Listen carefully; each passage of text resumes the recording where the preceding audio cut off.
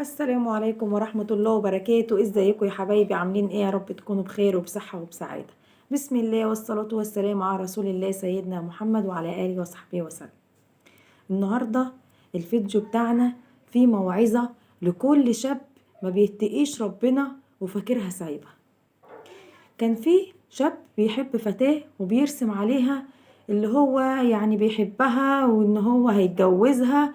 بس انا عايزك بس تيجي معايا البيت عشان نقعد براحتنا، واغلب الشباب واحنا عارفين وخصوصا في سن الجامعة بتعمل الحركة ديت. تعالي معايا في البيت نقعد براحتنا عشان محدش يشوفنا، تعالي معايا، ويفضل يلح عليها.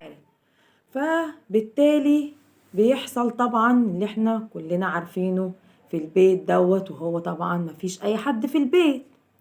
البنت دي بتبقى ساذجة جدا وبتصدق الولد دوت بطريقة يعني غبية. بشوف ان البنات اللي بيعملوا كده بيبقوا اغبياء جدا، لان مفيش واحدة هتطلع معاه بيته وتقعد معاه على انفراد لوحديهم، وطبعا هياخدوا راحتهم وفي الاخر هيتجوزها. طبعا انسي، بيحصل مشاكل كتير جدا وبيبقى ماسك عليها صور وماسك عليها حاجات كتير وفيديوهات في اليوم اللي هي طلعت فيه دوت، وبتعمل لنفسها مشكلة كبيرة جدا جدا، وفي بنات كتير ما بتعرفش تطلع منها ازاي. النهاردة القصة اللي معانا بشاب قال لفتاة اطلعي معايا، ولو معاكي واحدة صاحبتك هاتيها عشان يا ستي ما تبقيش ايه قلقانة. قال اللي هو كده يعني ايه بيديها الامان، عشان ما تبقيش قلقانة مني هاتي معاكي واحدة صاحبتك. فهي اطمنت شوية وقالت له خلاص ماشي هجيب معايا صاحبتي.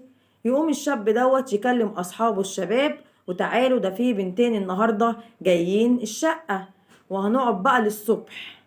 طبعا الشباب لما صدقوا وقالوا له هنسبقك على البيت، في حين ان الوقت دوت ابوه تعب ودخل المستشفى، ومامته عمال تتصل بيه على التليفون ما بيردش عليها، طبعا مش فاضي لمامته وعمال يشوف صحابه والبنات عشان يقضي ليلة من ألف ليلة وليلة.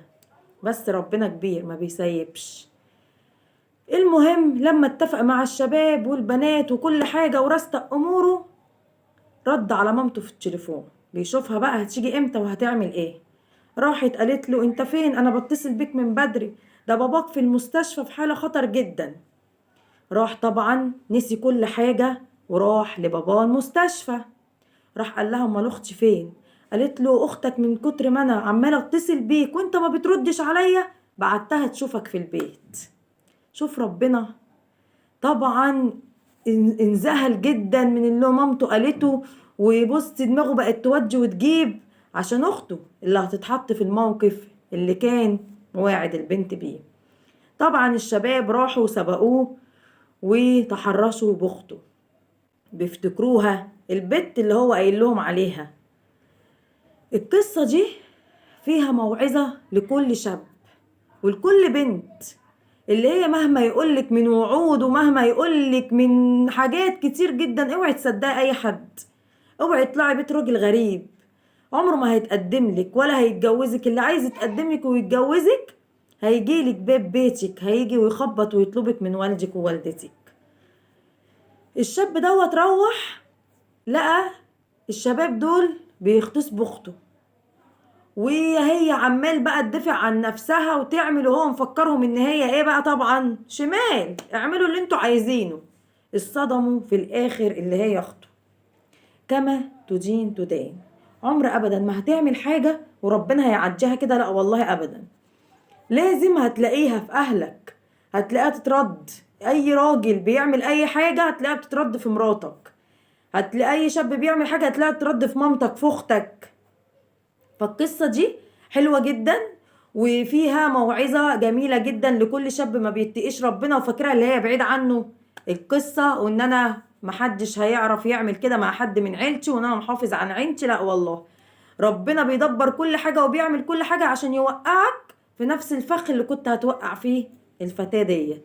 فكل واحد يتقي الله ويعرف ان ربنا موجود ويعرف ان داين تدان، واللي بيعمل حاجة هتتعمل فيه. واتقوا الله في بنات الناس وسيبوهم في حالهم، ورسالة لكل اب وام، خد بالك من بنتك، خدي بالك من بنتك. لازم تقعدي كل يوم والتاني تنبهها عليها وتتكلمي معاها وتشوف يومها عدى ازاي، ولازم تكون ما بتخافش منك علشان تصرحك بكل حاجة، وما تخافش من رد فعلك. حتى لو عملت حاجة غلط قوليلها هنحاول اللي احنا نصلحها مع بعض.